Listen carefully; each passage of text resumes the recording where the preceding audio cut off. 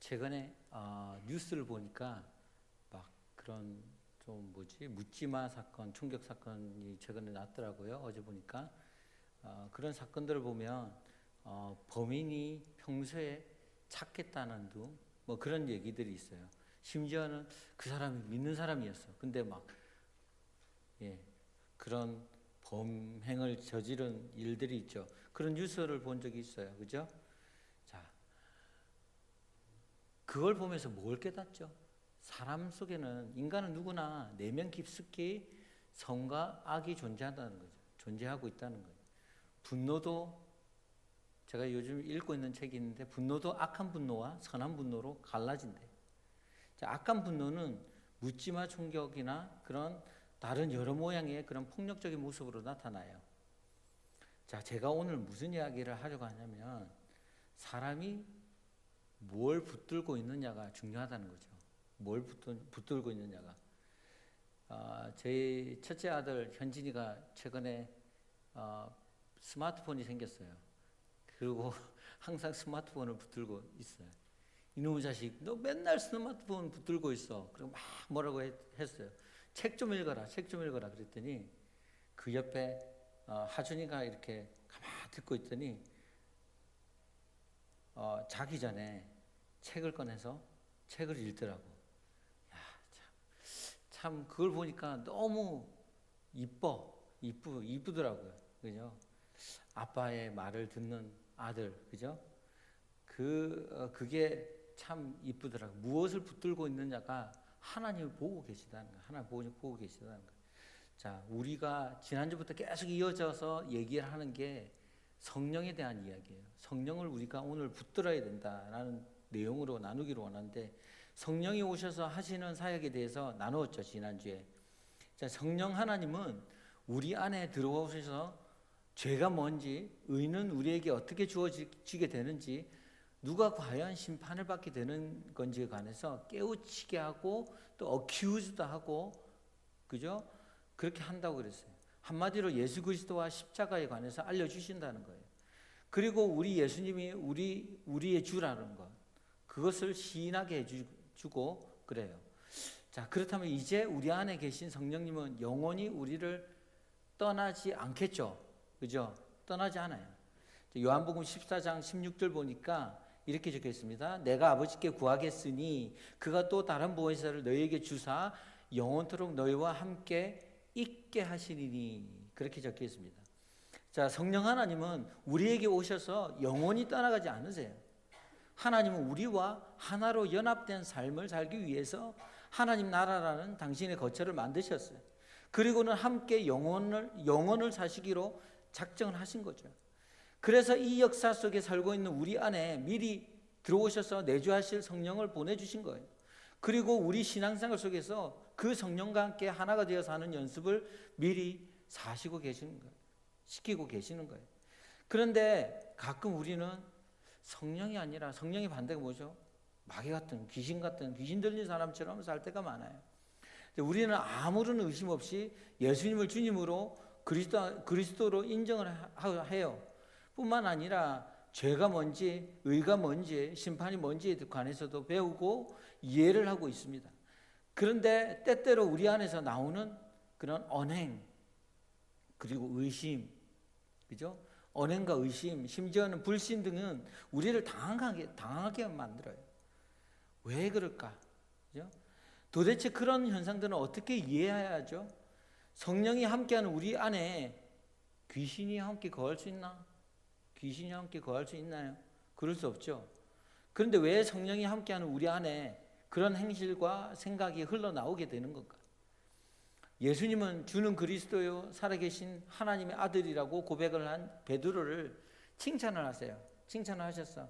그걸 알게 하신 이가 하나님이다라는 걸 알려줘요. 우리는 그 베드로의 마음을 주도하던 분이 하나님이셨다는 것을 알 수 있어요. 그런데 베드로는 금방 예수님으로부터 무슨 말을 듣죠? 마귀야, 넌 마귀야. 마귀라는 욕을 먹어요. 자, 금방 하나님의 간섭으로 주는 그리스도요 살아계신 하나님의 아들이라는 고백을 한 사람이 금세 마귀에게 어떻게 돼요? 마귀에게 조종이 되어서 사단의 행사를 한 거죠. 자, 그렇다면 이게 무슨 말이에요? 금방 하나님이 영향을 받다가도 어느새 마귀에게 붙들리기도 하고 또다시 하나님에게 붙들려서 성령의 행사를 하는 그런 꼭두각시 같은 사람이 우리예요? 우리가 그런 사람들인가요? 그렇지 않아요. 우리가 성령께 붙들리는 그 순간부터 마귀는 우리에게 접근할 수 없다고 성경은 말하고 있어요. 요한일서 5장인데 다 함께 한번 읽어볼까요? 시작. 하나님께서 낳으신 자가 저를 지키심에 악한 자가 저를 만지지도 못하느니라, 이렇게 적혀 있어요. 그렇다면 도대체 우리에게 나오는 그런 마귀적 사고와 행동과 은사는 어떻게 된 거죠? 지금부터 굉장히 중요한 신앙생활의 그런 본질에 대해서 나누도록 할게요. 잘 들어보세요. 여러분, 이 세상은 지금 한마디로 용과 양의 전쟁터예요. 용과 양의 전쟁터라고 성경은 말하고 있어요. 비교를 하는 거죠. 자, 용은 이 세상의 권세 잡은 자와 그 세력 전체를 가리켜요. 요한계시록 12장 9절에 보면 이렇게 적혀 있습니다. 큰 용이 내어 쫓기니 옛뱀 곧 마귀라고도 하고 사단이라고도 하는 온 천하를 꿰는 자라. 땅으로 내어 쫓기니 그의 사자들도 저와 함께 내어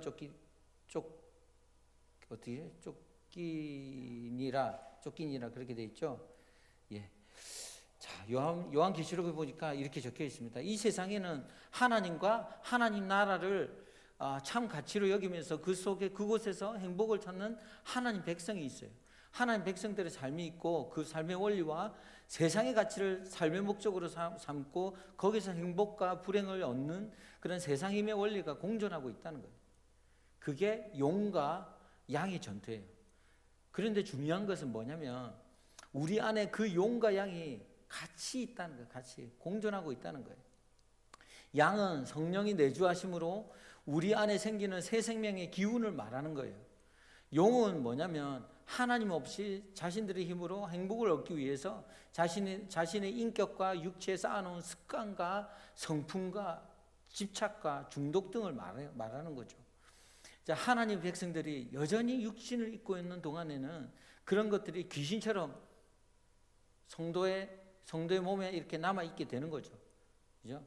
자, 그러니까 마귀가 우리를 건드리지 못한다는 것은 구원의 문제에 있어서 더 이상 어큐즈 할 수 없게 되었다는 것이지 우리 삶에 그런 마귀적인 그런 언사나 그런 생각들을 일으킬 수 없다는 이야기가 아니에요. 자, 용이라는 것은 용이 뭐예요? 용이 뭔지 아세요? 용이라는 것은 원래 가상의 동물이에요. 가상의 동물. 용은 고대 시대에 주변 나라들을 정벌한 어떤 왕이 각 부족이나 나라가 섬기던 그런 짐승들의 특징을 다 끌어모아 가지고 그려낸 건데 자신들이 섬기는 신이 가장 강하다는 것을 입증하기 위해서 가상으로 만들어낸 것에 불과한 거예요.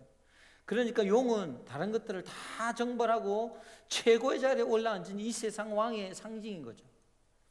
따라서 용은 뭐냐면 자신들의 힘으로 하나님도 넘어서서 최고가 되고 싶어하는 인간들의 죄성을 담고 있는 거예요.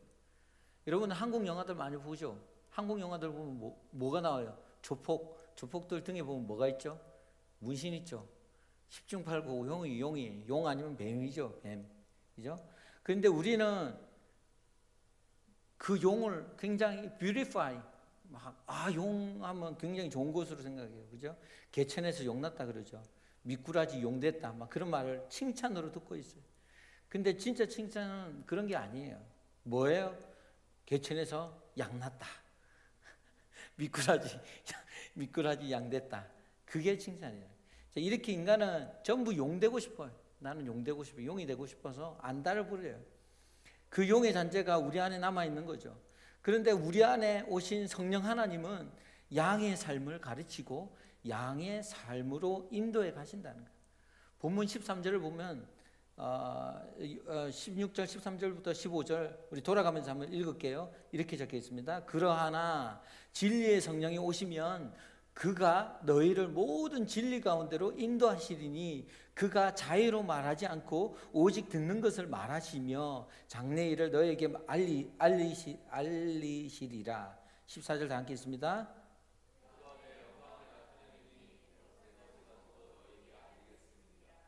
무릇 아버지께 있는 것은 다 내 것이라. 그러므로 내가 말하기를 그가 내 것을 가지고 너에게 알리리라 하였노라. 그죠? 성령이 오셔서 자유로 말씀하시지 않으시고 그리고 오직 듣는 것만 말씀하신다고 하세요. 그런데 그 듣는 것이라 뭐예요? 내 것. 내 것이 뭐예요? 예수님의 것이죠. 예수님이 거래. 예수님의 것이 바로 뭐예요? 어린 양, 십자가, 자기 부인, 순종입니다. 예수는 이 땅의 제자들에게 세상의 어린 양으로 갈아가셨어요. 세상의 어린 양으로 갈아가셨고 고난을 받으라고 하셨고 용서하라고 하셨고 섬기라고 하셨고 자기를 부인하고 십자가를 지라고 하셨어요. 성령은 그 가르침이 왜 어떻게 옳은지를 가르치러 이 땅에 오신 거예요. 그런데 그걸 가르치는 성령과 내 안에 여전히 남아있는 용의 잔재가 막 다투게 되는 거죠. 우리는 그런 내면의 다툼 속에서 자꾸 양의 편을 드는 훈련을 하는 거예요. 여러분은 누구 편이세요? 양? 용? 양편. 양편이어야 돼요. 야고보서 3장 14절 16절 보니까 이렇게 적혀 있습니다. 그러나 너희 마음속에 독한 시기와 다툼이 있으면 자랑하지 말라. 진리를 거스려 거짓하지 말라. 15절 다 함께 읽습니다.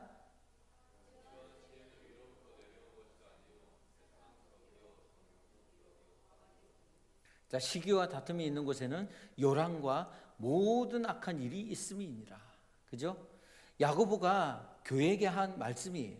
시기와 다툼을 경계하라고 하면서 그런 지혜는 뭐라고? 어떻다고? 마귀적이라고 하죠. 자, 분명 우리 안에서 귀신적 발상과 귀신적 사고, 귀신의 행위가 나올 수 있다는 거예요. 따라서 우리가 성령 안에 있는 순간에도 여전히 그런 삶을 살 수 있다는 거죠. 귀신 들린 사람. 귀신 들린 자의 삶은 다른 삶이 아니에요. 막 전세를 고향처럼 막 귀신이 들려가지고 막 이러는 게 아니에요. 하나님의 뜻과 상관없이 자기의 뜻과 야망과 비전을 이루려고 추구하는 모든 삶이에요. 자, 그러면 우리가 우리 안에 계신 성령 하나님을 어떻게 깊이 인식하면서 그분의 뜻을 꼭 붙들 수 있을까요? 제가 여러분에게 성령을 붙들 수 있는 굉장히 좋은 팁을 하나 드릴게요. 자, 성경에 성령이라는 단어를 한번 찾아보면 자, 헬라어로 뭐라고 써 있냐면 푸뉴마라고 해요. 푸뉴마. 그 단어의 뜻은 뭐예요? 숨, 호흡, 바람으로도 번역이 되는 단어예요. 자, 그 단어가 한 문장 안에 두 가지 뜻으로 쓰인 곳이 있어요. 요한복음 3장 8절입니다. 다 함께 한번 읽어볼게요. 시작. 바람이 임의로 불매 네가 그 소리를 들어도 어디서 오며 어디로 가는지 알지 못하나니 성령으로 난 사람은 다 이러하니라. 그죠? 여기에서 주님은 성령을 바람에 비유하고 계세요. 그런데 바람이라고 번역된 말과 성령이라고 번역된 말이 똑같은 단어예요. 그러니까 이렇게 번역을 해도 무방해요. 자, 성령은 임의로 불고 싶은 대로 분다. 너는 그 소리는 듣지만 그분이 어디에서 와서 어디로 가는지는 몰라. 성령으로 태어난 사람은 다 이와 같아. 이런 뜻이에요. 그러므로 우리는 바람을 잡는 방법을 배우게 되면 자, 성령을 잡는 법을 배울 수 있게 되는 거죠. 자, 그러면 바람을 어떻게 잡을 수 있을까?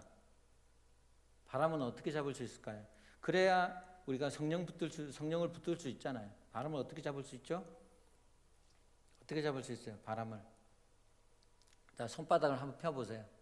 손바닥을 이렇게 펴고 넓게 펴고 있다가 바람이 살랑살랑 불어요. 그러면 이렇게 하면 잡을 수 있을까? 그렇게 하면 잡을 수 있습니까? 안 잡히죠. 그죠? 이렇게 안 잡혀요. 자, 어떻게 하면 우리가 바람을 잡을 수 있을까? 그죠? 바람을 잡기 위해서는 바람에 자신의 전 존재를 노출시킬 수밖에 없어요. 그 방법으로 바람을 붙들어 놓을 수는 없지만 바람과 연합이 될 수는 있는 거예요. 바람과 연합이 될 수는 있어요. 자, 성령 하나님은 이성으로 의식되거나 포착되지 않아. 그냥 전 존재로서 하나님의 임재에 자신을 노출시킬 때 하나님을 경험할 수 있다는 거예요. 자, 그러면 어떻게 해야 우리는 성령 하나님 앞에 우리의 전 존재를 드러내 놓을 수 있을까? 자, 우리는 규칙적으로 또 정기적으로 지속적으로 일관성 있는 노출을 해야 돼요. 그러한 성도의 노출의 방법으로 성경은 뭐를 얘기를 하냐면 말씀, 기도, 성례, 그죠? 성례가 있어요. 자, 따라서 우리는 하나님 말씀을 늘 묵상하고 연구하고 공부해야 하고, 그리고 수시로 하나님 앞에 무릎을 꿇고 기도를 드려야 하고, 빠지지 않고 성례 같은 데를, 세례 같은 세례식 그런 침례 그런 거를 참석을 해야 한다는 거죠. 그 모든 것을 한 번에 경험할 수 있는 좋은 곳이 있어. 그게 교회의 공적 예배예요. 그게 교회의 공적 예배. 예배는 우리가 성령을 포착하고 성령을 인식하고 성령의 뜻을 분별하여서 쫓는데 가장 중요한 은혜의 방편이에요. 아멘. 예배는 인간이 하나님을 경험하는 순간 자연적으로 발생하는 행동을 말해요. 그런데 그 예배를 통해서 하나님의 은혜를 불같이 경험하게 되는 거예요. 은혜를 받기 위해서 예배를 드리는 게 아닌데, 예배를 드리는 자에게 은혜가 막 쏟아지게 되는 거예요. 은혜가 막 부어져요. 자, 여러분은 지금 이 시간 바람 같은 그 성령 하나님을 온몸으로 붙들고 계신 거예요. 그리고 이런 예배의 삶이 여러분의 일상 속에서 반복이 되잖아요. 그 반복이 될 때 여러분은 여러분 안에서 일어나는 용과 양의 전쟁에서 양의 편을 들 수 있게 되는 거죠. 자, 그렇다고 해서 우리 안에서 드러나는 그 용의 삶이 우리에게 반드시 해만 되는 게 아니에요. 자, 하나님 나라를 사는 이들에게 가끔 용의 삶을 살게 되면 또 그게 어떤 피폐한 삶을 살게 되는지, 피폐한 자리로 내려가게 되는지를 직접 경험케도 해주세요. 하나님의 뜻을 쫓아 사는 것보다 육의 소리를 따라가면서 자신의 욕심을 따라 살고 싶어 하는 건 분명 하나님이 의도하는 삶과 반대되는 발상이에요. 그런데 우리 안에서 그런 의심과 고민이 끊임없이 일어나지 않습니까? 성령과 함께 거하고 있는 우리 안에서 귀신의 삶이 나오고 있는 거죠. 그러나 그때 여러분의 마음이 어떠세요? 어때요? 괴로워요. 그건 여러분 안에 이미 성령이 임재하고 계시다는 증거예요. 하나님은 그런 고민과 고통에서 여러분을 해방시켜주기 위해서 말씀과 기도와 예배라는 그런 탈출구를 만들어 놓으신 거예요. 마련해 놓으신 거죠. 온전한 믿음에 도달하기 위해서 의심과 고민은 필수예요. 그러나 그것들을 경험하고 배우고 인식을 했으면 어떻게 해야 돼요? 이제 하나하나씩 버리면 되는 거예요. 버리면서 성숙의 자리로 나아가야 되는 거죠. 자, 아울러서 기도와 말씀과 예배와 함께 좋은 신앙의 친구들과 자주 만나셔야 돼요. 좋은 신앙의 친구들 주위에 한번 보세요. 있나 없나? 있죠. 분명히 있죠. 예, 분명히 있어요. 그분들을 자주 만나세요. 우리의 영성은 충만할 때와 처질 때가 있어. 그렇기 때문에 서로 영적 리듬이 다른 사람들이 주기적으로 함께 모여서 영적 교제를 나누게 되면 성령의 임재에 더 자주 더 많이 이렇게 노출되게 되는 거예요. 좋은 방법이 있죠. 수요 성경 읽기 모임 뭐 그런 거, 그죠? 자, 간단하게 성경에 나오는 그 에피소드를 예를 들고 제가 마치도록 하겠는데요. 마태복음 15장 21절부터 28절 말씀이 있습니다. 이야기인데 제가 읽지 않고 이 이야기를 설명을 해드릴게요. 예수님이 두로 지역에 가서 어떤 집에 들어가셔서 가나안 그곳에 들어갔는데 가나안 이방 여인이 하나가 예수님께 나와요. 그리고는 자기 딸이 귀신에 들렸다고 하면서 자기를 뭐라고 하냐면 불쌍히 여겨달라고 해요.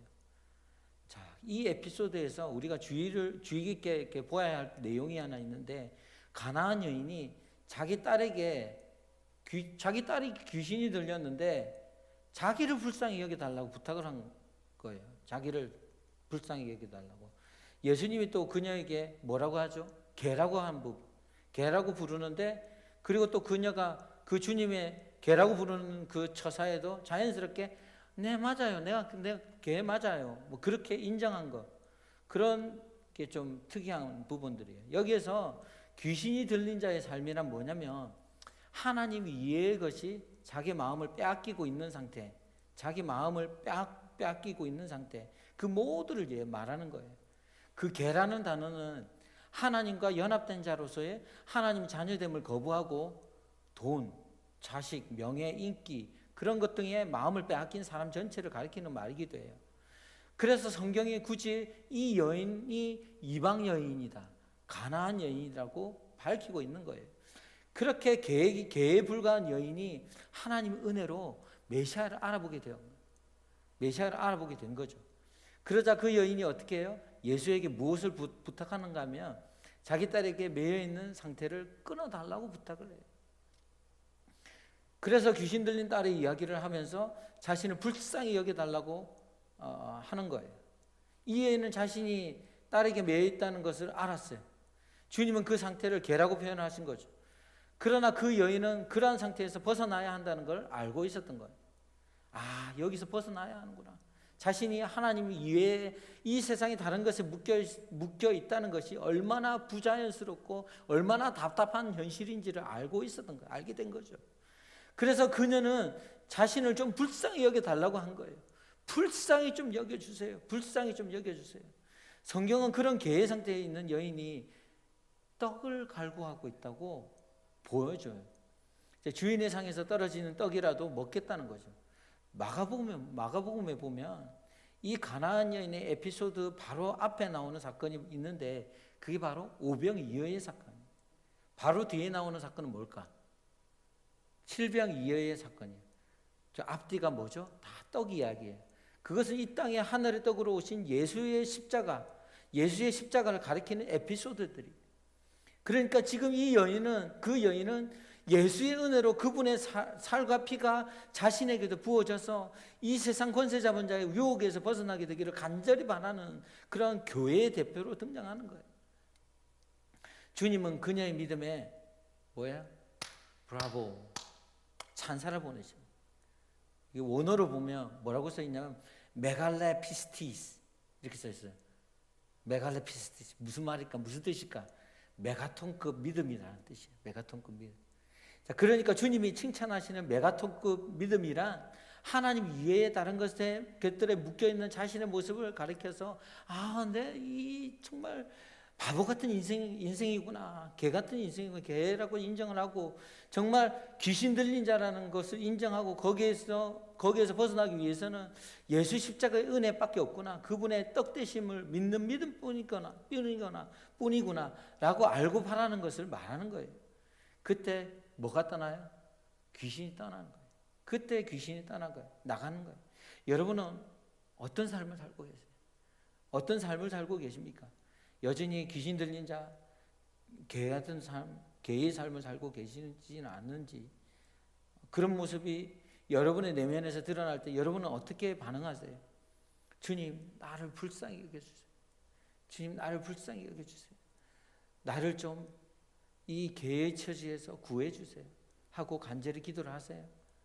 그리고 하나님의 말씀과 예배를 통해서 그 개의 삶을 조금씩 몰아내고 계십니까?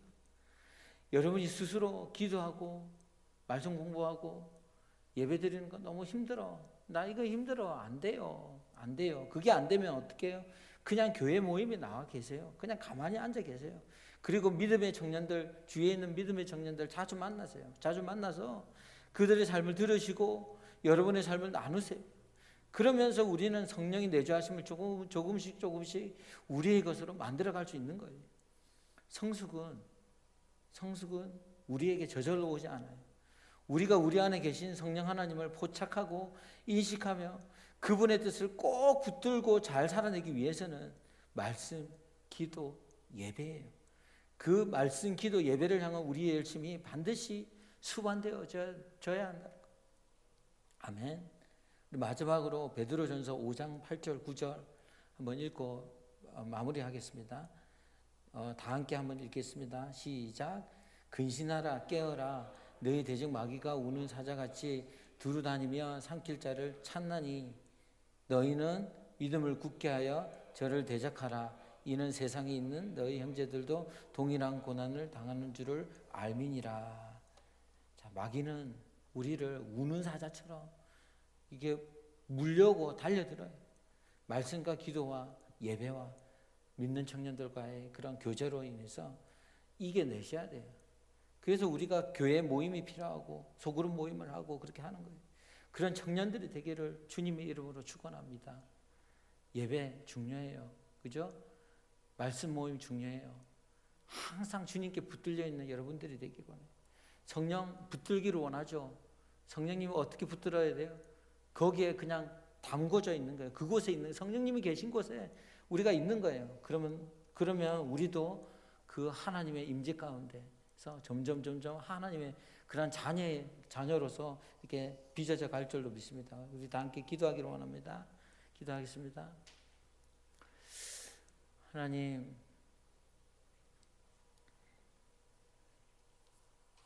성령님께 늘 붙들려 있는 우리 청년들 되기를 원합니다. 바람과 같은 성령님, 우리가 잡을 수는 없지만 우리가 그곳에 성령님이 계신 곳에 늘 있어서 주님께 붙들림 받고 우리의 삶이 주님께 인도되어지는 그런 복된 삶이 되게 하나님 붙들어 주시옵소서.